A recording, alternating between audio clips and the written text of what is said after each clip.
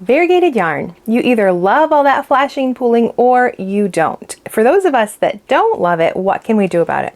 It all comes down to choosing the right stitch pattern. We're going to take a close-up look at some different stitch patterns that we can use and how those apply to knitting patterns when it comes to using a variegated yarn, so we can highlight all those beautiful colors and avoid any potential pooling or flashing or weird striping. So let's get into it.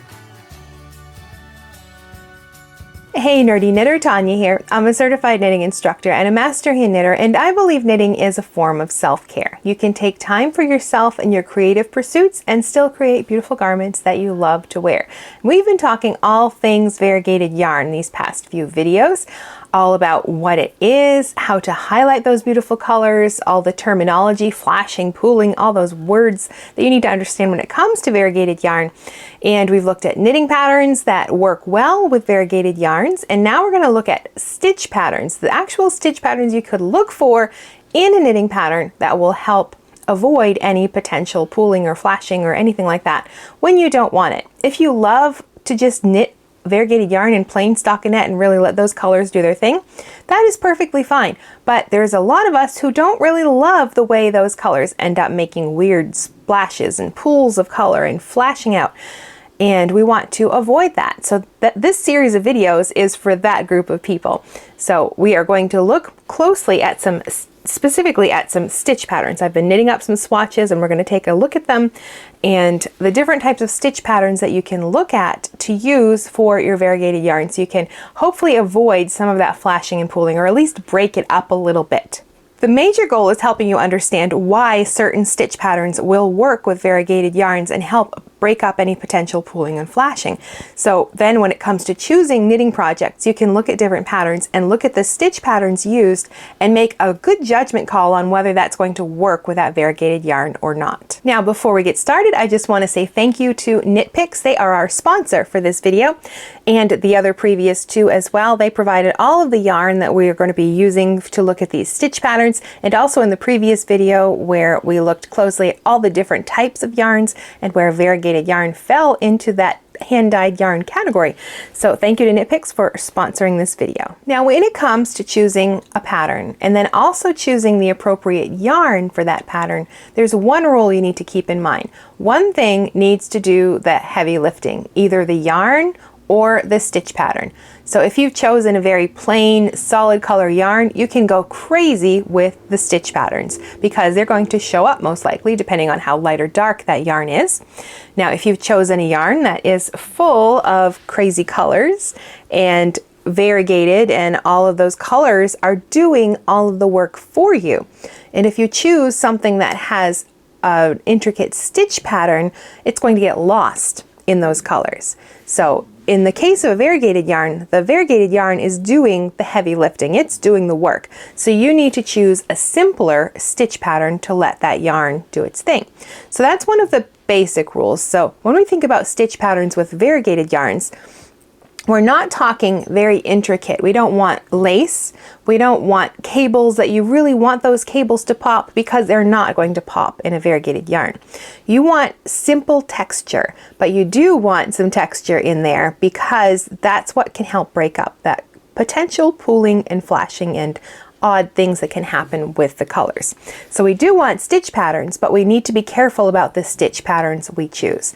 So that's the first thing to keep in mind. Basic stitch patterns that can break up the colors. So I've knit up a bunch of swatches in two different yarns. One that has a very short color change, we're going to look at that in a second, and one that has a very long color change. And that really affects how yarns or variegated yarns knit up. Is the length of the color change. The longer those strands of color, and this one has very long color changes, the more likely you are to get some striping in there. The quicker the color changes, the less likely you are to get striping. You probably get maybe micro stripes, but you'll still get like patterns and color pooling and those other types of things. But I'm only doing tiny little swatches. Your project is going to be different. It's either going to be maybe something in the round, something knit flat, maybe it's going to be a small circumference like a sock, or a large circumference like a sweater. All of those things affect how that yarn is going to knit up, and it's going to change the way that yarn creates its pattern depending on how many stitches you've cast on, whether you're knitting flat or in the round. So I mean, we can look at these swatches and get an idea, but that doesn't mean that it's exactly how it's going to knit up in your project. This is just to sort of give you an idea of how things will work, but it's going to change. So it's very hard for dyers to knit up a swatch in their variegated yarn and then show you exactly how it's going to look in your project, because they don't have the same gauge as you. They don't know how many stitches you're casting on for your project and how wide or narrow that project is. All of those things can affect how that yarn is going to create its pattern. So that's just a caveat when it comes to these types of yarns. We can look at these swatches and get an idea, but it's not going to be perfectly matched to the type of project you might choose these yarns for. The first thing I like to do when I get a skein of yarn, and usually before I've caked it up, but it works just fine like this, is to just pull out a length and see how long those color changes are. And you can see the blue starts there and it's going and it's going and it's still blue. Oh, and it stops here. That's a really long color change right there, as opposed to this one. Let me see if I can find the end of it, where we've got this green, and it turns white, and then it turns blue right here, and then it goes back to this lighter blue. Really short color changes. So that's the first thing I like to look at when I'm looking at a skein of yarn, is to get an idea of how long those color changes are. And like I said, the longer they are, the more likely you are to get some sort of striping, because those strands are so long. And if you're knitting, say, a sock, a small circumference, then that long strand of one color can create a stripe in that particular project. You're less likely to see that when you have very quick color changes like this one. So once I have taken a look at that yarn and I've taken a look at the length of the color changes and gotten kind of an idea of what's happening with it, I like to hop over to Ravelry and search for that specific yarn. In this case, it's Knit Picks Swish Pops. This color is Soul. So I could hop over there and I could look at all of the projects that use Swish Pops. And if there were enough of them, I could even narrow it down by that specific color and look at the projects that were knit with this particular colorway in that yarn line. Now, thank you to this comment. When I did this before in a previous video, I demonstrated how I go to Ravelry and I look at particular yarns. I didn't sort by the specific colorway, and there are a lot of colors that come in Swish Pops, so you kind of have to look through them all to see which one has the color you're planning to use.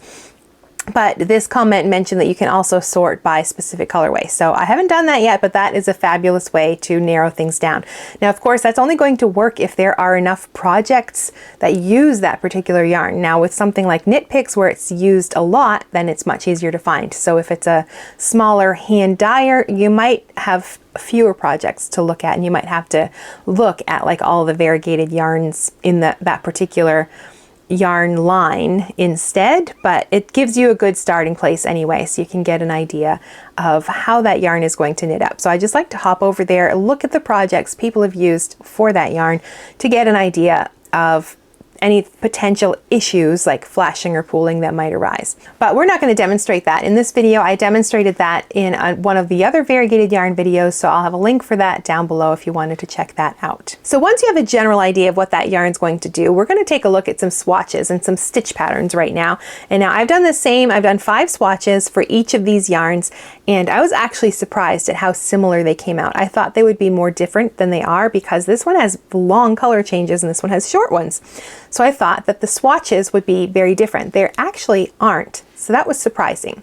But remember, caveat here, these are just small swatches. This is not how the yarn will probably look in your project, depending on your gauge, how many stitches you've cast on, whether it's flat or in the round. That's going to change how this looks. But this will give us an idea of how it's going to knit up. So what we're going to do is look at each of the swatches that I have here and the stitch patterns in those swatches, and then we're going to hop over to Ravelry. So I went to Ravelry and I did searches specifically for cardigans using these different stitch patterns, so we can see them in action in a knitting pattern and how they would work with your variegated yarn. So we'll look at the swatch, then we'll look at some cardigan patterns that use that specific stitch pattern, so you can get an idea of how it will work with your variegated yarns. But before we do that, I just need to mention this book. This is a fabulous book. It is such a good resource. This is the Essential Guide to Color Knitting Techniques by Margaret Radcliffe. I'll have a link for this down below on Amazon. Now, this covers all of the color knitting that you'll probably ever do. The stranded, the double knitting, the mosaic knitting, slip stitch knitting, all of it. And even the less popular things are in here as well. But there is a whole chapter devoted to variegated yarns and different things that you can do with them to highlight those beautiful colors and avoid the potential pooling and flashing when you don't want it. So if you like to do any sort of color knitting and you use variegated yarns, and it's full of stitch patterns, it's got patterns in here, but just so much good information. So if you love to knit with color, I highly recommend this book, The Essential Guide to Color Knitting Techniques by Margaret Radcliffe. So here are two swatches, different weights of yarn. I washed them the same. This is cotton, so I think because I didn't put it in the dryer, it got much bigger than this one. But the first thing I like to do with variegated yarn is to knit a little swatch of it to see how it's going to look in plain stockinette. So that's what we have right here in the bottom. And you can see these colors with this long color change yarn, that they sort of stack up on top of each other. We've got the blues here together and the pinks, and then the white sort of stripes in between. And over here in this portion right there, you can see it's a little more broken up, but we have the colors are kind of moving in this direction. So we are getting some kind of a pattern going. That dark blue is really obviously moving across the fabric in that direction. So we can get an idea of that. But the first two ideas I had for swatching actually came from that Margaret Radcliffe book, The Essential Guide to Color Knitting Techniques, where she talks about how you can just break up the colors by purling stitches or by slipping stitches. And that's what I did in these two sections. When I came to a certain color, I think for this one, when I came to the blue, I would actually, when the blue was the next strand of yarn that I was knitting with, I would start purling. I think another option would just to be knitting with it, and then when it's on the needle, on your left needle, then you would purl it and you would get a different sort of texture there. So whenever that blue would come up, I would purl, and you can see it breaks it up a little bit here.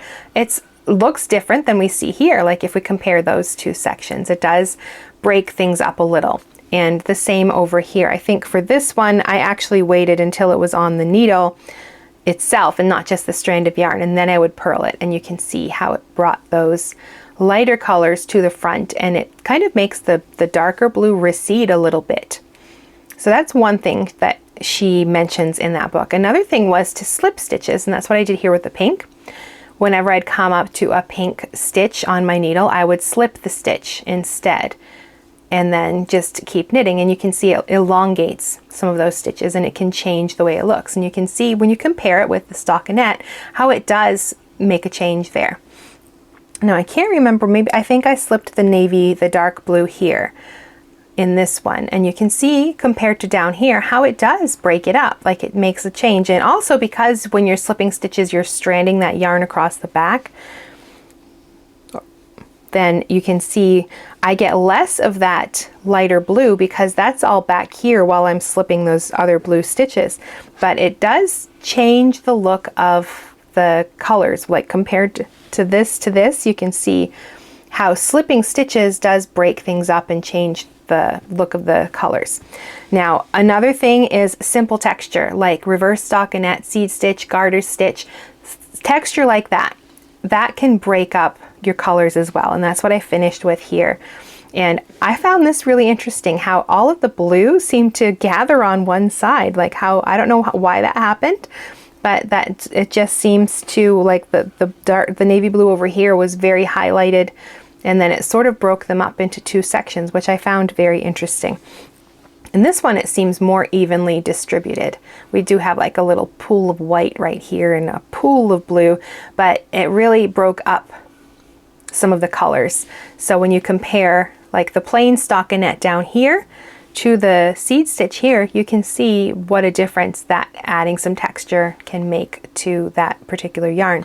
But even in this swatch, what I noticed is that dark blue seemed to move in a pattern across the swatch, even with the different stitch patterns, like it was just moving in that direction like that, which is interesting. But that is the first thing I like to look at, is simple texture. Here are a few patterns that use simple texture. So here we have the Baby Surprise Jacket by Elizabeth Zimmermann. I've always wanted to knit one of these. They look so neat, like the way they are knit and then sort of folded. It's like little magic. But you can see the variegated yarns that were used here. Now this is garter stitch, so you can get an idea of how this would look. Oh, that's really pretty. In different variegated yarns. So we've got stripes as well. There's some quick variegation there. I like the I-cord edging on that. That's really pretty. So simple garter stitch, but it creates this wonderful texture. And then the way this is knit and then put together also affects how that yarn is worked up as well. So that takes care of the babies, but here is an adult cardigan, Comfort Fade Cardi by Andrea Mowry. So this one uses reverse stockinette stitch, and you can see it's for fading, like fading between different colors. But if you look closely, you can see the texture of reverse stockinette can help break up any potential color pooling or anything like that. So this is a good option for variegated yarns, or it can be. Of course, you want to swatch and check out your yarn in particular, but this, you can see this is done in garter stitch up here, so there's more texture going on. So the combination of reverse stockinette and garter stitch, texture is always good to use with variegated yarns. Then we have this one, the Girlfriend's Cardigan by Ankestrick. Now this one I think would work because it's in garter stitch and you're also going to hold another yarn with it. So you're going to use like a fuzzy alpaca or a mohair, and that can help mute the colors of the variegated yarns as well. So this is done with solids and tonals, but you can see I think how it would work. Oh, I really like the way it's constructed here as well. That's very nicely tailored look to it. But it is garter stitch, which is great for variegated yarns, and pairing it with a fuzzy yarn can really kind of mute a yarn as well. So this would be a good option. I don't see any here that use variegated yarns, but you can see from the design. So we've got garter stitch, we've got that fuzzy mohair. Both of those are good ways to use variegated yarns. So the next thing we can look at is movement, stitch patterns that use movement, like feather and fan, chevron patterns, anything like that. So these are our first swatches. I just folded it over. We want to look at just the stockinette and compare the plain stockinette to what happens when we do some kind of a stitch pattern. So in this case, this is just a simple chevron pattern. And you can see instead of our stitches being in a vertical line, increases and decreases make them go off in different directions like this. And that can change the way the colors look. So if we compare these two, we still have almost a stripe of blue in here, just the way it works out, and then the white and the pink. So it actually looks pretty similar to our plain stockinette. This one, I think it's broken it up a lot more, where in this one we seem to have that diagonal line of the navy blue sort of moving across our swatch. It feels more broken up in this stitch pattern. So, I mean, that just goes to show you how, depending on the yarn, it can have this different effect. So look for different stitch patterns that give you some movement, like this type of chevron pattern, or for lace, you can look for feather and fan, which has the same type of movement. It just has this sort of movement where your stitches are moving off. Instead of vertically, they're moving off sort of on the bias. I really like how it affected this one. I really think it changed it quite a lot. It looks really nice. Now we've got a few patterns that also use movement. First is Tonnach from Kate Davies. So if we look here, we can see it is a chevron design in there. You can see the way the stitches are moving. And this, of course, is done with stripes, but you could use some variegated yarns in here, say like this yellow in the center, that could be variegated, or just, I would pair some variegateds with some solids, and the movement here is just going to help highlight those colors. Doesn't look like there's any variegated yarns in here, but maybe there is one in there. No, it looks like there's just single colors that are striped together, but you could use variegated yarns in the place of some of these colors. Then we have Tanrenga by Svetlana Volkova, which uses a sort of, it looks like feather and fan done in garter stitch. So we've got, and also the movement here as well, like the way it's shaped, it's going off in two different directions. So the garter stitch, the movement of the feather and fan, this movement of the design going in two directions, this would work really well with a variegated yarn as well. Of course, you want to swatch the stitch pattern with your variegated yarn in particular to get an idea, but this is, oh, it's just very lovely and delicate looking. So I can see how this would work very well for a variegated yarn.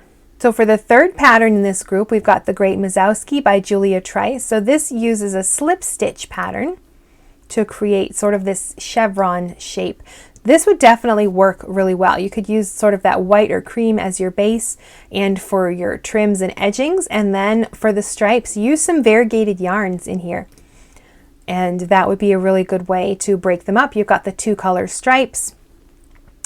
And then you've also got the slip stitch going on as well. And then the movement, because it's sort of like a chevron design. So this would work well with a variegated yarn. So in this swatch, this is a slipped stitch design. Now, when you're slipping stitches, you can either slip it with the yarn in back like we did for our little slip stitch section here, or in this stitch pattern, the colors, the yarn is held with the yarn in the front while you're slipping. And you can see that creates a lot of texture. It really did change this stitch pattern quite, or this color combination quite a lot. We don't see like the colors pooling all together in like we do right here with this blue. It really broke things up. This one, it seems like we got this stripe of blue right across there. We've got almost these stripes of the navy in this one. And it actually looks kind of similar, I think, to this one. I mean, obviously the yarn is stranded in front, so it does look a little different. But it's just surprising how one stitch pattern can knit up differently depending on the type of variegated yarn. So another thing not pictured here, but is to use slip stitch cables. Where you are slipping stitches, but then you are changing their position like a cable, and that can make the yarn move in different directions as well. And sort of you're elongating the stitches and you're moving them like on the bias, like we did in that previous swatch. So the colors are moving even more. So anything where you're slipping stitches, whether the yarn's held to the front or the back, or slip stitch cables where you're elongating those stitches, anything like that can really break up the colors and give you some interesting texture. So let's look at some patterns that use slip stitches that could work with variegated yarns. Our first one is Toasty Walk. So this one has this all over texture that's done with slip stitches. So this could work with a variegated yarn. I can't say for sure, every variegated yarn is different, but this gives you like sort of a base to start with. Like if you look, we've got this all over slip stitch pattern, and it looks like it's a very fuzzy yarn, so perhaps it's paired with another. It is two yarns held together, so if you're pairing it with another yarn, then that would also help sort of mute the colors as well. A nice little I-cord trim there. I like the buttons on this. So we have this all over texture created by slipping stitches, so that can work with variegated yarns. And then here's another all over texture, and this one also looks fuzzy, but it's just fingering weight yarn, so it's not. It is that particular yarn, I suppose. So we have this texture. It's a very lovely, delicate texture. So that is another slip stitch pattern to use with variegated yarns. We've got simple edgings here. Then we have the adorable Renee cardigan, another all over slip stitch pattern. So this is a slip stitch cable though, because they are moving off in different directions. So you're slipping stitches that elongates them, but then you are sort of using cable techniques to move them in different directions and trade places with other stitches. So they are moving off in these different directions, and that is a really good way to use a variegated yarn, because you know you're slipping stitches, which elongates some of them, but then you're also like making little cable crossings which moves those stitches in other directions, so it can break up anything that's happening there.